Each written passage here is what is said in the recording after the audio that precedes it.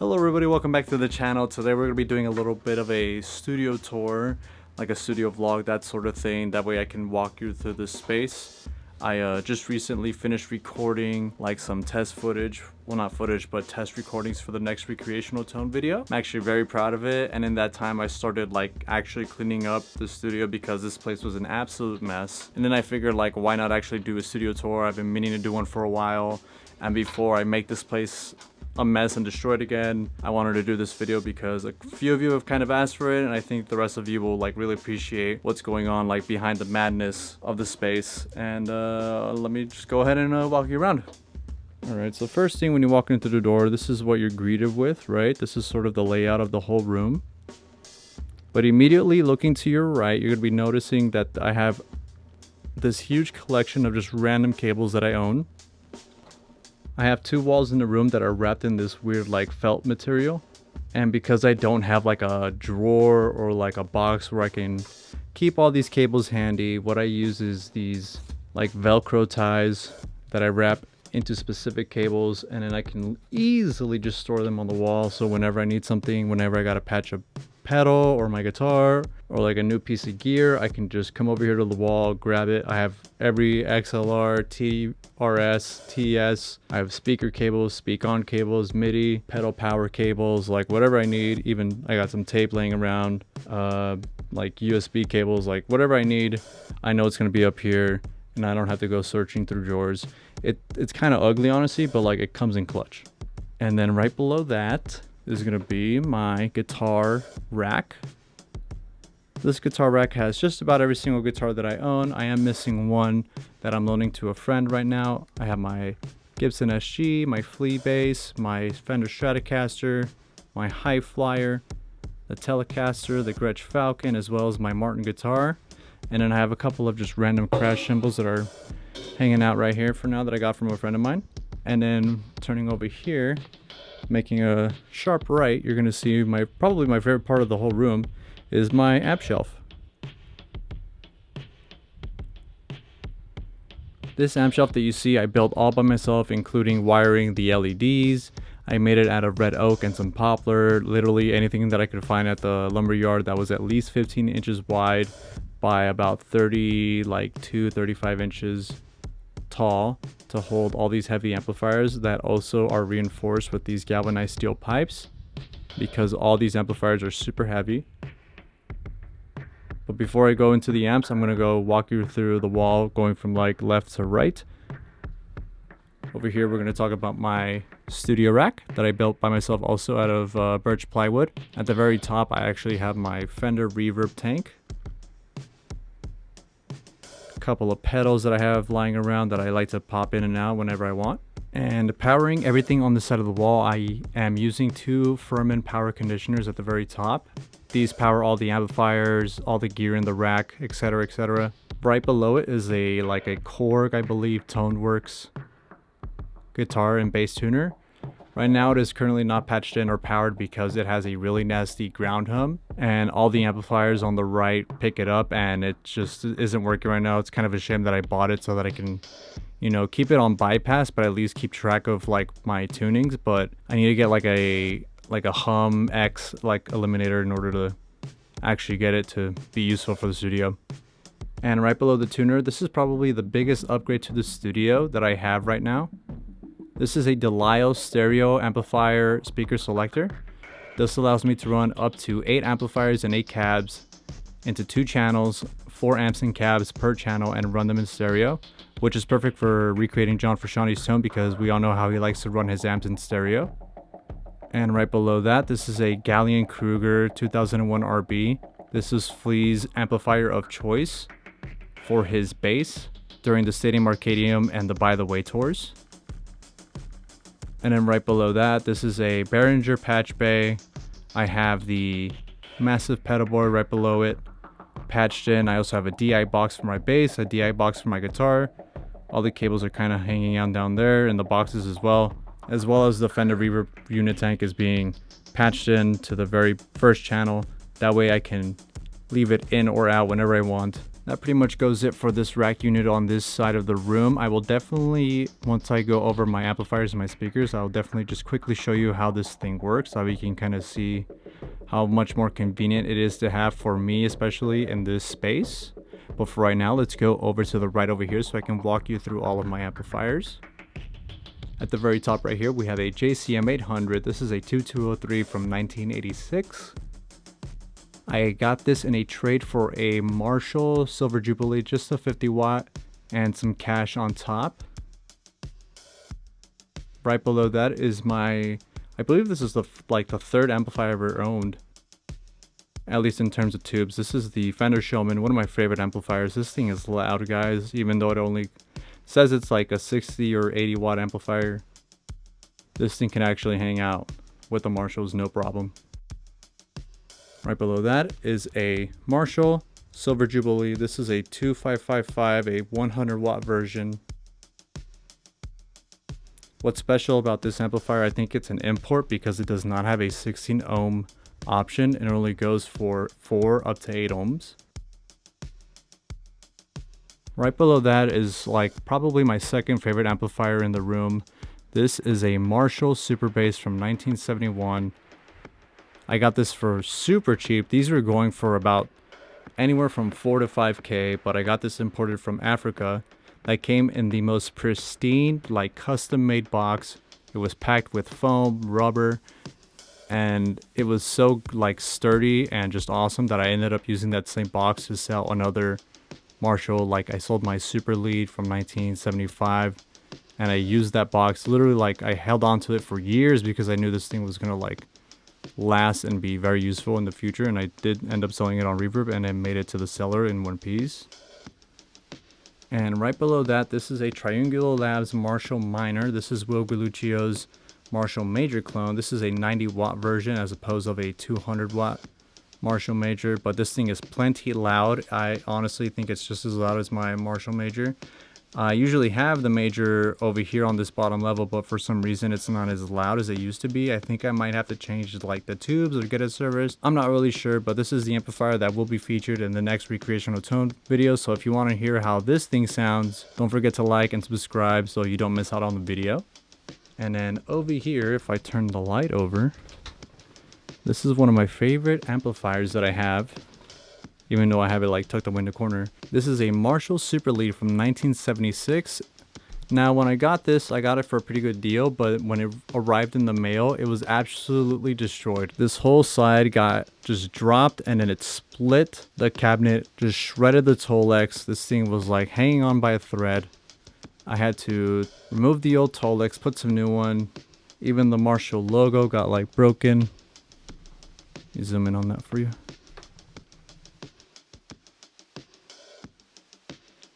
It was converted to a Super Bass, but it does say Super Lead at the back, and my tech was able to convert it back to stock. And this thing just gives you like instant AC/DC tones. And right below that is probably my favorite cabinet that I have in the room. This is a 1977 1960s cabinet. This is loaded with the original G12H30 blackbacks. I think they're rated for 55 Hertz. This thing sounds absolutely amazing. Right below that is a, not a matching cab, but it's like one of the reissue ones from the mid 90s. I believe it's a 94 cab with 94 British greenbacks, the ones that are stamped with the 6402 cone. And then I was able to find 2 original heritage greenbacks, the H30 models, and I have them going in like a X pattern. That way I get like best of both worlds for when I want to do like tones for different eras for guitars. And then moving on, we have the pedal board. This pedal board was meant to replicate John Frusciante's board for the Stadium Arcadium tour.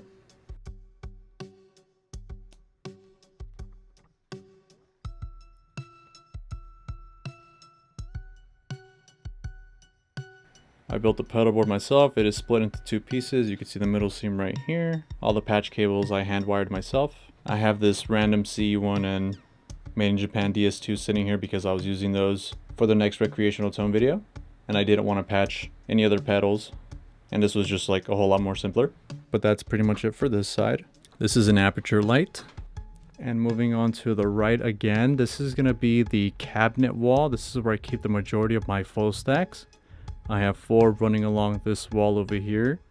But before I go over the cabs, I have another 2 amplifiers that I do want to show you up here. This is a Marshall 2204 from 1977. This is actually a very early model before it transitioned from like the old box over here to like the white piping. This is also like a non-cascaded gain version. And over to the right of it, this is a Marshall 100 watt 2203 from 1977. This has a master volume mod put in the back. That way I can really drive the master volume on the preamp tubes. I'm sorry, the power tubes, and still keep it like at like ear level minimum. Now continuing on over here, this is going to be another one of my favorite cabs that I've owned. This is a Marshall 1979 angled cab that had the original quad of Marshall, was it Celestion 1265 speakers with the Marshall sticker on the back. But what I did was I replaced 2 of them again in an X pattern, and I swapped out a pair so that I could install a pair of G12 25M speakers. They're blackbacks from 1976. And then right below that, this is a 1960 cab. I believe it's a 2003 or 2006. I do not remember, but it does not have the original G12T speakers. It has G12T 75s from 1986. And then going to the right over here, I have 2 full stacks of JCM 900 cabs. These were all bought here locally again, and I do have all of the G12T 75 original speakers in here, but they're kind of like swapped in and out between speakers. That way I can have like a full row over here. So it's like these are stereo cabs essentially, but what I did was I installed 1 row on the left side of this middle full stack with 1991 G12T 75s. And then to the right, these are, I believe, like a mix of 2000 and 1999 speakers. And then again to the right, this is a JCM 900 cab that is filled with G12T speakers. But again, I believe the far right is filled with 1991 G12T 75s. And then over here I have what I think is a 99, 96, 94, and then a 2000. So when I want, I can literally just mic up for John recreational tones, depending on the era that I want, like Blood Sugar, Californication, or Stadium. I can go from older to newest G12T 75 to see if I can get closer in terms of those recreational tone videos. This is where I also keep all of my like microphones, my stands. Again, I don't have like a cabinet where I can like store all this stuff, but it doesn't matter because I do like to have them ready to go, wired up. I don't have them like set up for anything specific. I kind of just move them all over here to the side. I have like a random guitar stand, a small like little boom mic arm. But if I do have any storage, it's going to be over here on the far left corner of the room. It's not the best, like it's just like not supposed to be pretty. It's just where I keep all the stuff that I'm not currently using at the moment. At the very top, I have like an instrument case over here. This is a Furman power supply, another one that I keep, that I use to run these amplifiers over here and some of the synths over to the right. But before I go through that, this is where I keep all my vinyls. I just recently got a record player, but I have been collecting vinyls for a very long time. Just like the albums that like really changed my life that I feel like I like to listen to on a daily basis. I have some like guitar pedals, some other microphones lying around. I have an MPC over here, guitar pedals, microphones. This is like a stage box, like a patch bay for all my XLRs. These all go to all my preamps on my racks. That way I don't have to go in the back of them and plug in the microphone cables directly. I could just have them all wired up and patched in right here. So it's like easy peasy. Really love that. Over here, this is like a fume extractor for when I need to solder like a cable or my speaker cabs because I'm getting bad readings. The ventilation in this room is not the best. So having this thing is super huge. That helps collect all those like fumes from soldering. And moving over here to the right, this is my synthesizer wall over here. These are all the synths that I've been collecting over the years. Starting from the very top left, this is a Yamaha Reface CP. And this is the brand new Omnichord OM108. And right below that, this is a Nord Lead 2. And to the right of that, this is a Dreadbox and Infis. And if there was anything that I've ever had gas for, it's 2 things on this rack unit. Number 1 was probably the Omnichord. And number 2 is the Juno 106. And all of these synthesizers are patched into what is called a Franklin SS6 DI box. This allows you to wire up to 12 mono or 6 stereo inputs into 2 DI outputs. And right below the synth wall, I have 2 rack units over here. Starting from the left, I'm gonna pull this out for you just a little bit. Up top, I have this thing that's called an NDLR made by Conductive Labs. This is like not a chord, it's more like a step sequencer. It's really fun to use. Is what I use to mainly control all the synths if I want to just like do a quick little jam. This is the brand new Roland P6 sampler and the Roland SP404 Mark II. I've been watching a lot of like John Makes Beats lately. Been very interested in like working with the sampling world. It's something I definitely don't know anything about, but it looks like so much fun. That's why I also have the MPC, but it's currently not plugged in right now. And then this is another rack unit that I built myself. This is where I keep all of my pedals, and these are all actually wired up, powered, ready to go, patched into another Behringer patch bay. I have like a Boss rack over here that has all my Boss pedals. See that they're all turned on. I have like a modulation section over here.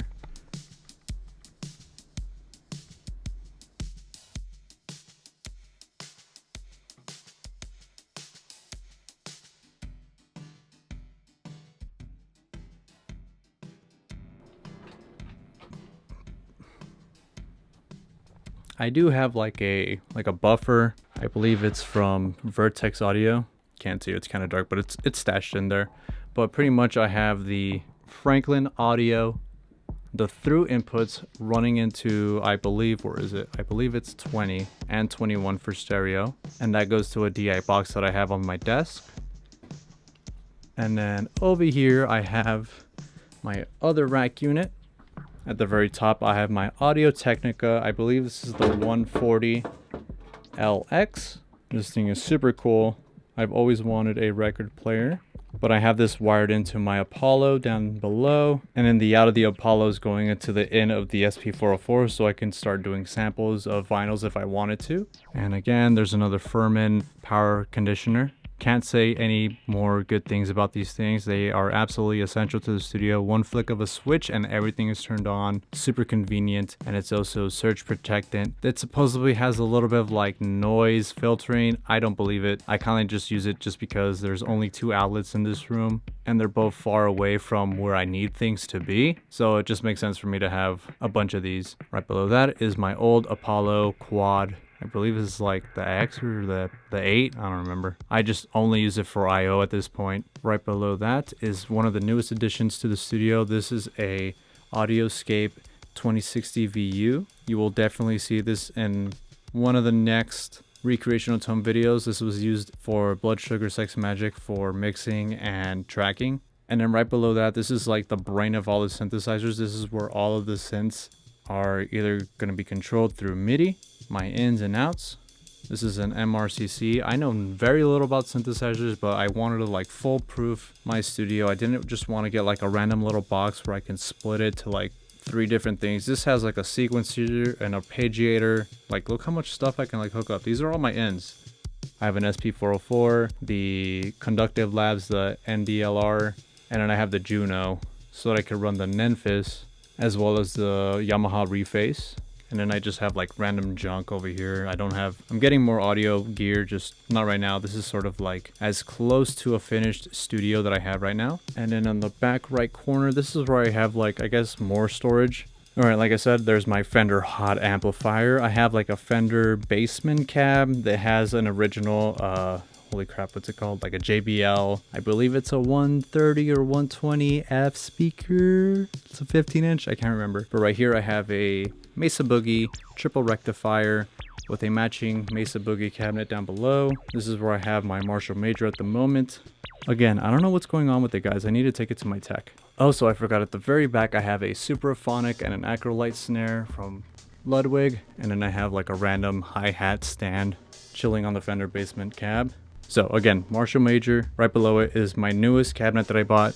This is actually a JCM 900 cab from 1998. So I'm actually going to do another recreational tone video for the Californication album. I'm probably going to do the Velvet Glove, and I'm going to test out and shoot out all of my G12 T75 speaker cabs, because this is probably going to be the closest cabinet in terms of tone that I'll get to that album sound. I have not even actually like hooked it up. I kind of tested it, I played it, but I haven't mic'd it up, so I don't know how it sounds compared to the other 4 cabinets over here. So we'll definitely see how that sounds in a future video.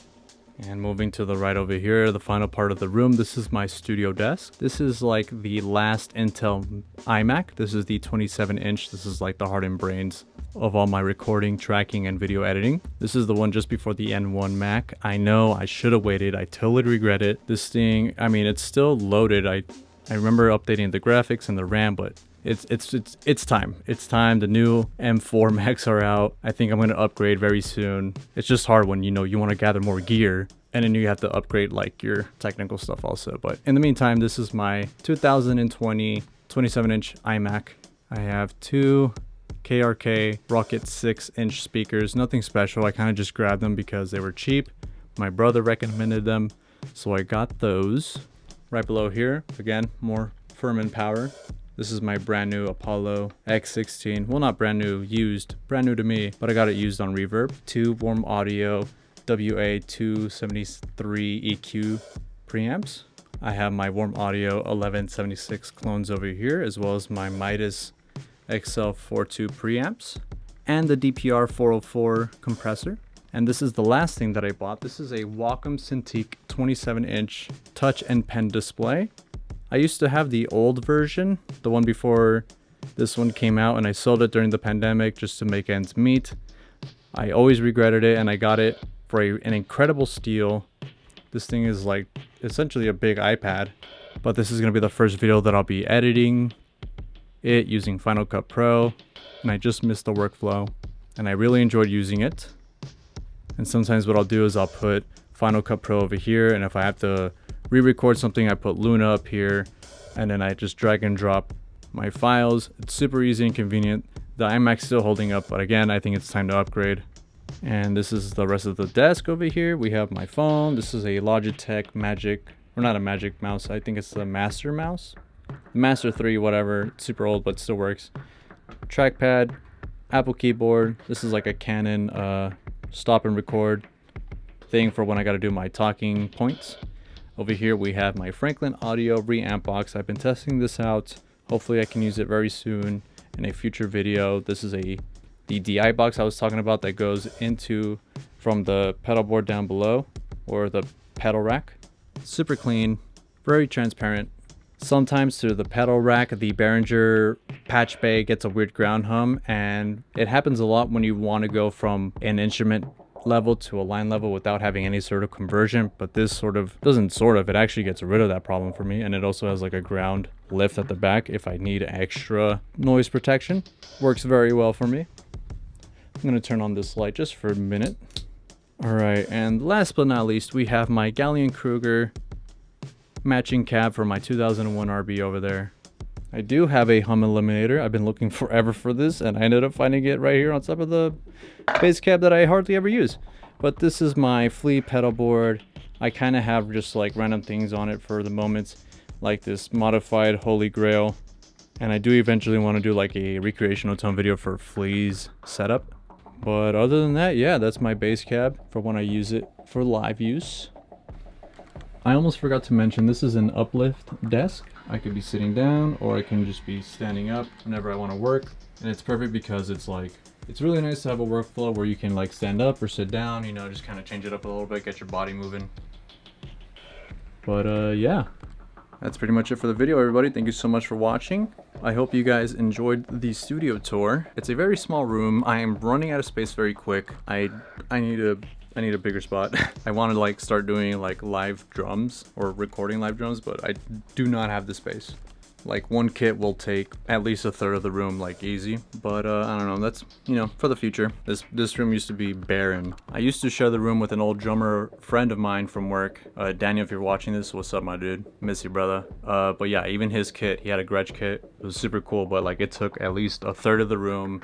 I think I had like my pedal board just scooted up against the wall over here, and like a small stack of speakers on this side. Crazy, like I was looking at my phone the other day and I was just like looking back, and when my friend decided to leave, he left me the place and I just picked up the rent and I turned it into like this huge thing. And if you told me that I was gonna have like my own place to myself to like make videos and write music, like it's kind of hard when you're living one day at a time, where you can't just like look back and see how like far you've come. So making this video for me was kind of like a nice way of like, oh yeah, there is progress, even though progress doesn't feel like something fast or smooth. I know some people were interested in doing the contest for the reamping, which is why I was recording something earlier using that, just to see how well it would go.